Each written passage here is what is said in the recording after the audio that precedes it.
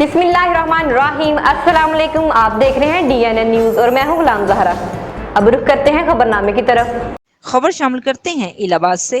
Allahabad police का अनोखा इंसाफ, मसीहा बनकर 7 साल नन्ही परी को बचाने वाला 4 दिन से हवालात में बंद।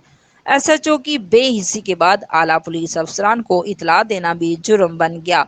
इंसानी दरिंदा आज़ाद धंधलाता फिर रहा है। पुलिस रवैये के खिलाफ मकामी रहाशियों का शदीद एहतजाज। वज़ीर आला पंजाब और IG पंजाब से असल मुलज़म को फौरी गिरफ्तार करने और बेगुनाह मसीहा की फौरी रिहाई का मुतालबा। तफसीलात के मुताबिक इलाहाबाद के नवाही गांव ठट्टी हिंदवा में 7 साल नन्ही परी को दरिंदगी का निशाना बनाने वाला जहांगीर नामी इंसानी भेड़िया आज़ाद फिर रहा है, जबकि दीगर मकामी लोगों के हमरा मासूम बच्ची की जान बचाने वाला मुकामी जिम्मेदार अब्दुल गफ्फार गुज़श्ता 4 दिन से गिरफ्तार कर रखा है, क्योंकि इसने मकामी SHO इफ्तिखार बुखारी की बेहिसी के बाद वकूवे की इतला पुलिस के आला अफसरान को दी थी।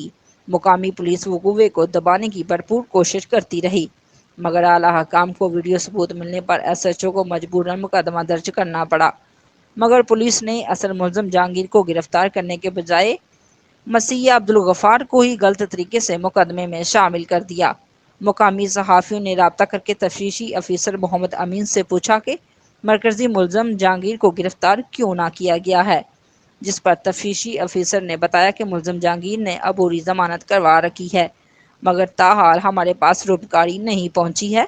मकामी रहाशियों ने SHO इफ्तिखार बुखारी की बेहिसी रवैये के खिलाफ शदीद एहतजाज करते हुए वज़ीर आला पंजाब और IG पंजाब से नोटिस लेने का मुतालबा किया है और कहा है कि मुलज़म जहांगीर को गिरफ्तार किया जाए, जबकि बेगुनाह अब्दुल गफ्फार को फौरी रहा किया जाए।